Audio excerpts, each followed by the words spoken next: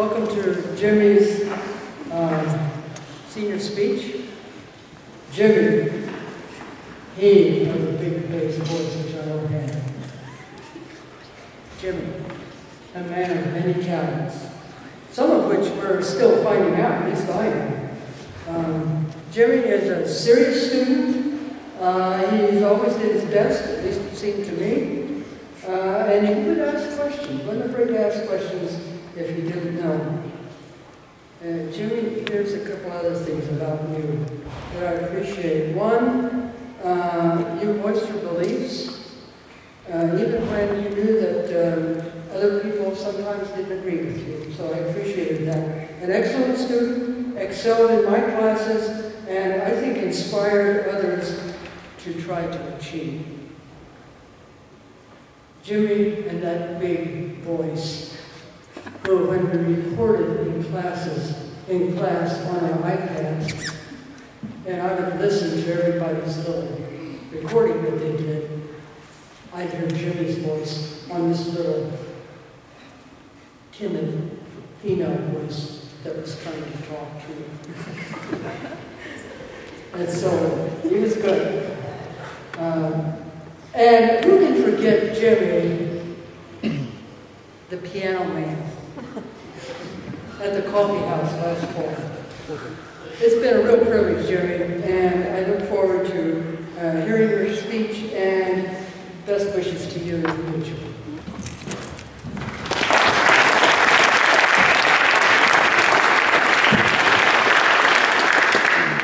Thank you, Senior Miller, for the introduction. Welcome, everyone, to my senior speech. Coming from a Catholic background, I had no idea what to expect when coming to Christopher Dock. Originally, Christopher Dock was not even on my list of high schools. See, I just graduated from Gwen Mercy Academy, a Catholic grade school. I was looking at LaSalle, Chestnut Hill Academy, and Penn Charter. I was pretty much set on going to Penn Charter, but they made me take a couple additional tests, kind of like a waiting list. It was during this time that my dad remembered hearing about a little school called Christopher Dock. My sister Jackie went to grade school with Greg Folger, a Christopher Dock alumni in 2006. My dad recalled how he went to Christopher Dock and wound up becoming a successful baseball player in high school and college, despite going to a small high school. My dad also remembered that in 2010, Christopher Dock won the state baseball championship. Me, someone who has high aspirations of continuing to develop as a player at the next level, wanted to play high school baseball. There was just one problem.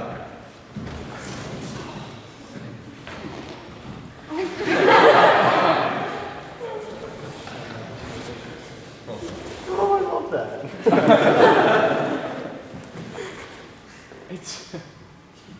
There you go. I was 5'4", 115 pounds. See, I believed I could play high school baseball anywhere, but my dad was worried that I would get overlooked, especially at LaSalle High School, where just 100 kids showed up for the freshman team, simply because I was not big like the rest of the other kids. So I was pretty much set on going to Penn Charter, where my mother wanted me to go. But while I was in the midst of waiting for Penn Charter to accept me, I shadowed at Christopher Dock. I shadowed Brian Moyer on a cold winter morning. I specifically remember the feeling of being at the school. You know, I didn't have the most interesting day. I just knew that it felt right. After I shadowed, I told my parents that I wanted to go to Christopher Dock, and that is how it all started. I showed up for the freshman orientation night, where I met my very first friend, Bobby McFadden. Bobby asked me, where all the games were set up. He asked me, do you want to play beanbag toss? I was like, sure. And there, my very first friend was made. I think that was a fitting first experience of making a friend, with me being a little socially awkward at the time. I mean, I still am today, but that's besides the point. I didn't know any freshmen coming in. The only two people I knew of were Jonathan Capps, a sophomore at the time, and Dan Carr, a senior at the time. That night, I was sitting at the Detweiler House steps, and here comes walking. At the time, I had no idea who these kids were. But here came Seth Frankenfield, Evan Trager, and Josh Yoder. I remember them giving me weird glares. Hopefully the glares were friendly. But I remember them from the first few days of soccer preseason. I can still recall the very first day of soccer preseason. This was 2 weeks before my first day of classes, so it allowed me to meet my teammates before school even started. I remember showing up with my dad and all the upperclassmen were just sitting at the picnic tables looking at me. I had pretty flashy soccer cleats on at the time, purple with orange streaks, and I remember trying to avoid contact with the giant upperclassmen, Brooke Moyer and Darren Moyer. I mean, here I was, a small freshman participating in soccer drills with upperclassmen who were 6'4" and were big, solid kids. I played and just tried not to piss them off. The freshman players on the team seemed to have their own little friend group, probably because most of them went to Penn View together. I used to stand around them because I knew I had to fit in, but I didn't really talk to them. However, through playing soccer, it was easier to make friends because actual sport gave me an excuse to communicate with others. I was able to make friends in a roundabout way instead of just going up to someone and striking up a conversation. As a freshman, I kept to myself, mainly because I was in an unfamiliar environment. But one thing that was important is that I was not alone. You know, there were other kids in the same boat as me, only knowing a few kids, if any. But even the kids from Penn View were unfamiliar with how high school life was going to be. This is important because I did not feel ostracized from the other students. I knew that I was starting to grasp what campus life at Dock was like, just like everyone else. After the soccer preseason, it was finally time for the first day of classes and my very first class at Christopher Dock was Spanish 1 with Mr. Mass. I showed up 15 minutes early before every class, every morning, 7:30 on the dot, and sat in my seat ready to begin class. My fellow classmates started to walk in one by one, and I waited eagerly to begin class with new people who I've never seen before my whole life. Classes were generally easy freshman year. Now, some classes I had were Algebra 1 with Mr. Gaiman, which was my favorite class freshman year, just because I was doing so well in my class, and other students like Dylan Nopziger were trying to beat my grade. And I am a competitor, even in the classroom. I wanted to have the highest grades possible because I knew this would help me in the long run with college. I had English class with both Mrs. Moore and Mrs. Rock. I was not too fond about English class in general freshman year because I did not like to read. But I enjoyed English when I read an independent book that we were allowed to choose called The Last Days of Summer. Of course, it was a book about baseball. I look back at some of my essays that I wrote, and I see how my writing has improved over the years. But it's amazing how the same concrete way of writing an essay is the same today. And that is something that will always be unique for me. At the end of the day, my last class was Bible 1 with Mr. Durstein.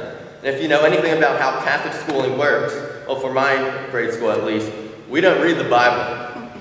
At my Catholic grade school, we learned about the history of the Catholic Church, but not the storyline of the Bible.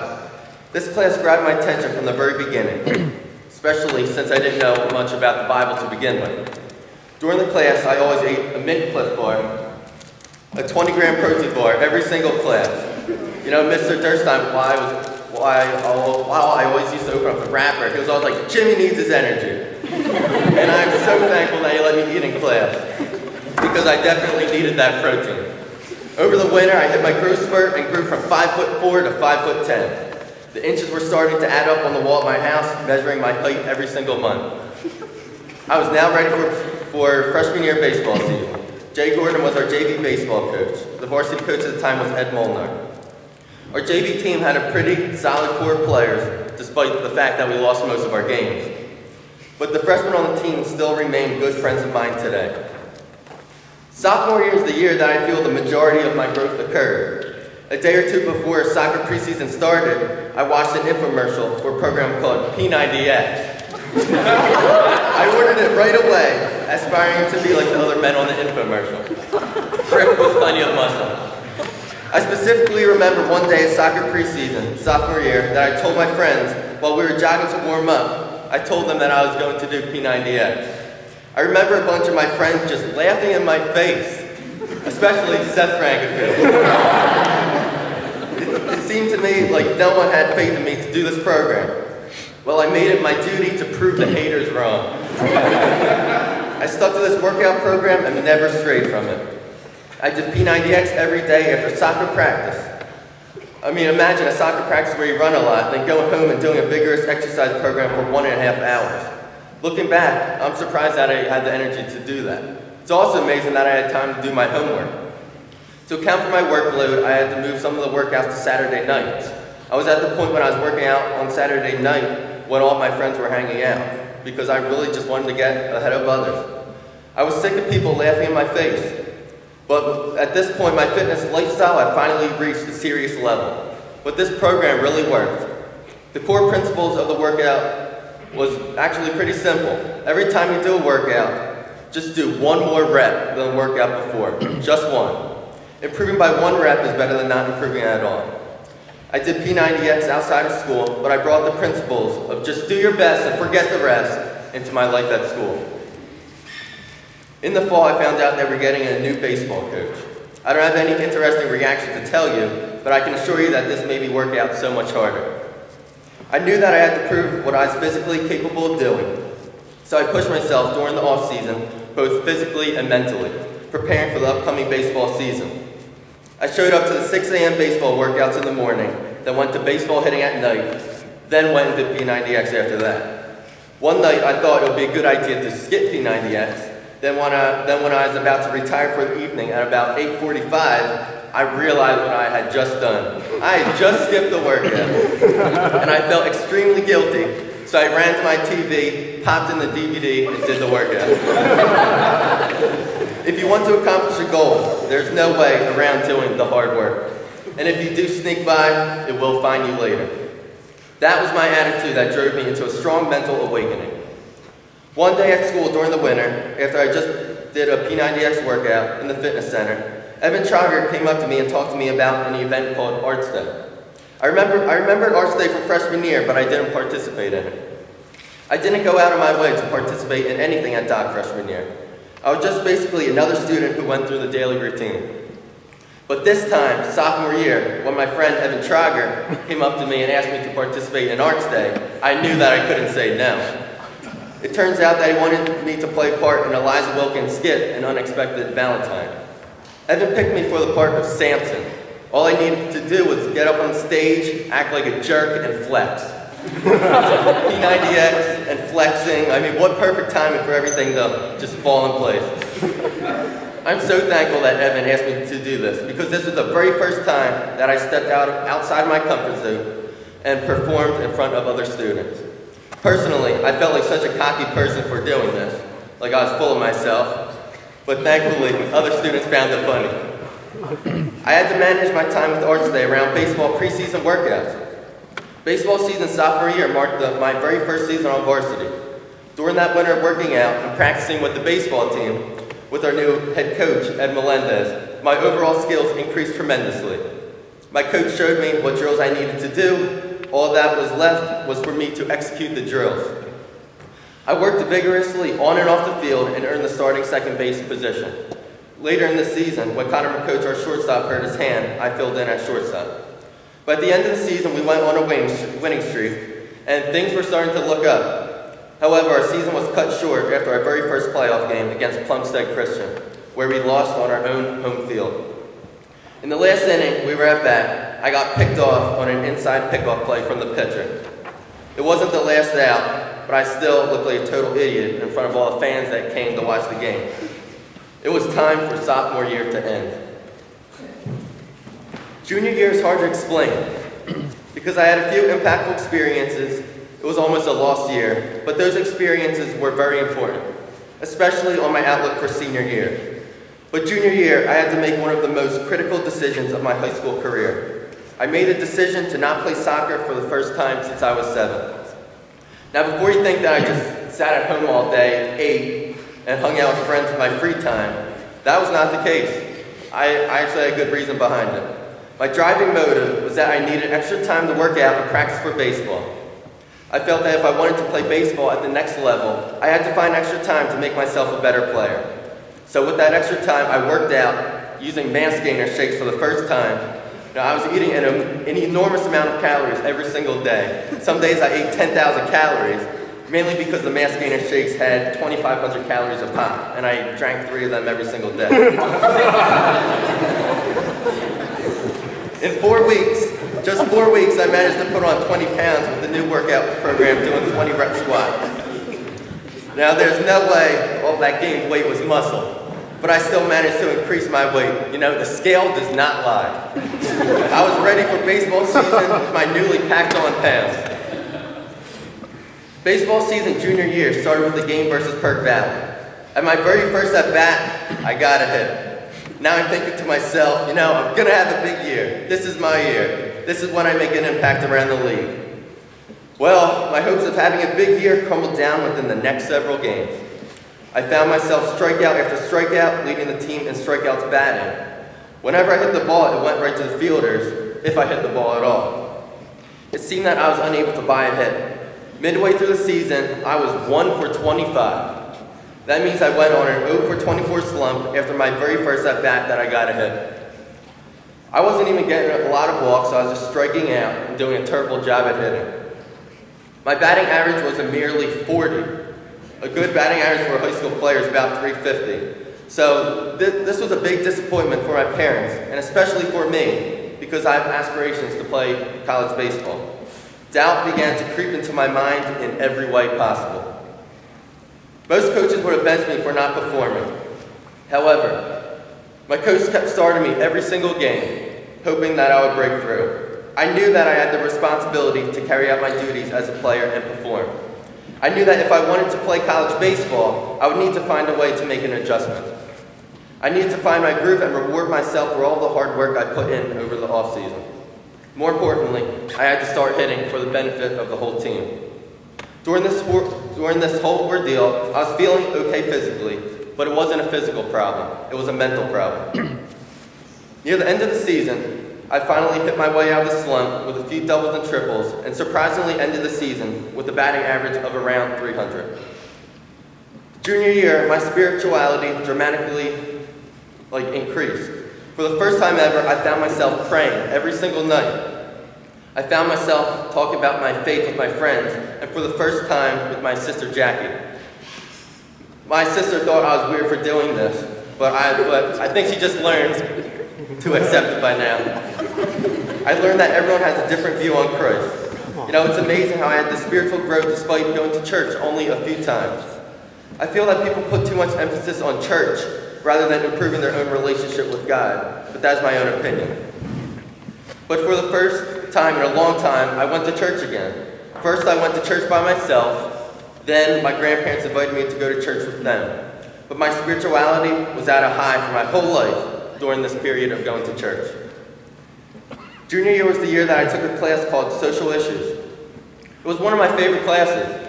I got to research and make a presentation on healthcare, talking about Obamacare when it was a very hot topic. But as a required part of the curriculum of this class, we had to take a trip to Washington, D.C. And I can tell you the trip for this class was amazing. I found myself bonding with so many friends on this trip. It was during the heart of the winter that my class went on the trip, and I was freezing cold because I only packed one jacket. I was walking around Washington, D.C. in a light jacket with my socks soaked because of the weather. But it didn't matter. I was having so much fun with all of my friends that it didn't really matter what my own circumstances were. In the middle of the night, a giant ice block fell from the roof and hit the heater. Everyone woke up, some in panic mode, thinking it was an intruder, but I was just laughing the whole time this was going on. But I was so tired that I didn't even care about what was going on. I just went back to sleep. But the most memorable part of this trip was when we were packing meals for the homeless. I can clearly envision the assembly line of putting the meat on paper, passing it on, then they bag it up.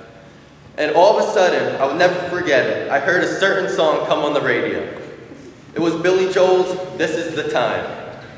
The chorus of the song goes like this. And don't worry, I'm not going to sing it. It goes, "This is the time to remember, because it will not last forever. These are the days to hold on to, because we won't, although we'll want to." And as I'm listening to the song, I'm looking at all my friends working together, and I'm like, wow, this really is the time to remember. I'm going to enjoy high school while it's here. I'm going to make senior year the best year ever. And senior year was finally here. I decided I wanted to participate in everything possible. I thought, this is it. After this senior year, everything will be over. I made it my duty, if possible, to experience everything Doc had to offer. And I can definitely say that I did. I went to most senior nights and sports games that I could go to. But this year, I also broke out my musical talents. In late October, Mr. Bauer came up to me and notified me about a coffee house. he asked me if I was willing to be the MC, and my initial thoughts were, what's an MC? So, I'd never done anything like this before, so I turned to Madison Downs and asked her to co-MC with me. The night in November rolled around fast, and it was time for me to be the MC along with Madison. What made this experience even more enjoyable was the fact that I sang and performed one of my favorite songs, Billy Joel's Piano Man. Performance after performance, it was now my turn to perform. Before I went on, I remember praying to God. There was no band, it was just me solo, with all eyes staring at me. I explained to everyone how it was my first time singing in public, and then it was time for me to start. My hands were shaking, and then I played the jazzy piano intro to the song. From this point on, my nerves died down, and I knew that all I was doing was just having fun doing what I loved. After the performance, I received a standing ovation. I'm not sure why, it wasn't because of my singing, I can tell you that, but I'm so thankful that I received the audience's support. I'm glad that I was able to manage after-school activities with my academics. My academic senior year were the hardest that they've been all 4 years. This was mainly because of one class, advanced math. I struggled to find time to ask Mr. Yoder how to do certain problems. During the fall I had time to ask him questions because I didn't play sport after school. But once baseball season rolled around, I struggled to find time to just do the homework. And this is not good if you're taking advanced math, advanced physics, and AP Spanish 4. It is the workload for these classes that are difficult. I managed, however, to get through this. You just keep pushing forward. That's all you really can do. Back as a freshman, I liked math and did not like English. Now, after senior year, it is the complete opposite. Now I like English and do not like math. But I find it amazing how there was a gradual shift over the 4 years with my academic interests. Arts Day senior year was by far my favorite Arts Day that I participated in. I played the part of Shaggy alongside my pal Scooby-Doo Terrell Willis in the Scooby-Doo and Addams Family skit. I spent every night trying to get my voice up high with all of the voice cracks and just putting them in when needed. I was also in 2 bands. One band I was in performed Summer of '69 by Bryan Adams, and for the other all-guys band, we performed Daydream Believer by the Monkees. I played the piano and keyboard for both bands. Everyone cooperated and came together as a true senior class. I'm still bitter that the juniors won Arts Day. Baseball season junior year. In the late fall, the annual 6 a.m. baseball workouts rolled around, and this time, I was finally a senior. I made sure I did everything possible to push everyone, especially on the walking lunges. I knew that unless I pushed myself, everyone would be comfortable with just doing a few lunges. And no one wants to be bossed around by someone who doesn't do the work themselves, so I tried to lead by example. But all of our hard work paid off on the field. We got off to a great start and basically cruised the whole season, keeping up the energy. We had a few tough losses along the way, but baseball season is still going. And if you notice, I'm growing a beard right now. That's a playoff beard. And sorry, Mom, I'm not shaving until after the playoffs are gone. Our next game is tomorrow against Tri-Valley at 4 o'clock at Springford High School. One thing that made it very stressful was finding a college baseball team. I went to plenty of college showcases over the summer with no luck. But then I went to a Messiah College showcase, and the coach called me up later and said I was in. So I applied to Messiah College, the one and only college that I applied to. I got accepted, received an academic scholarship, and Messiah College is where I will be attending next year, studying economics as my major. Just like that, my decision was made. But first, we still have high school baseball games to win first. And now to thank yous. I want to thank my parents that made it financially possible for me to attend this school and who have supported me my whole life. Like driving me to school, all of the grueling work that parents do. My sister Jackie, who served as an example of a model student. My sister Victoria, who all my friends tried to hit on. My brother-in-law Chris, who cooked me so many delicious meals over the years, and who also helped me with printing the freshman Jimmy cutout that you see today. My grandparents that invited me to take the next step in the right direction by going to church. My baseball coach, Ed Melendez, for helping me to develop to play the next level. And last, thank you to the faculty and friends of this school. I could really name every single one of you and say how you have impacted me. But unfortunately, I don't have time to do that here tonight. I am truly grateful for whoever I connected with during these 4 years. Every single one of you has taught me a special lesson that I will never forget. Christopher Dock is a school where through the course of 4 years, I went from this little kid to the person I am tonight. But this person I am tonight is not who I will be in another 4 years. I am constantly finding ways to improve myself for the better, and that is what keeps me going. Life can be pretty boring if you always do the same ordinary tasks each and every day. You need to explore your own limitations in order to grow as a person. For the younger classmen here tonight, don't be the freshman Jimmy that did not participate in school activities. Go perform an arts day. Go play on a sports team. Because before you know it, you will be up here giving your own senior speech. And what do you want to be able to say about yourself? I can promise you one thing. All the stress of academics, school activities, any workout program that you apply yourself to, I can promise you that the stress you put yourself through now will be worth it in the end. Thank you everyone for coming to my senior speech.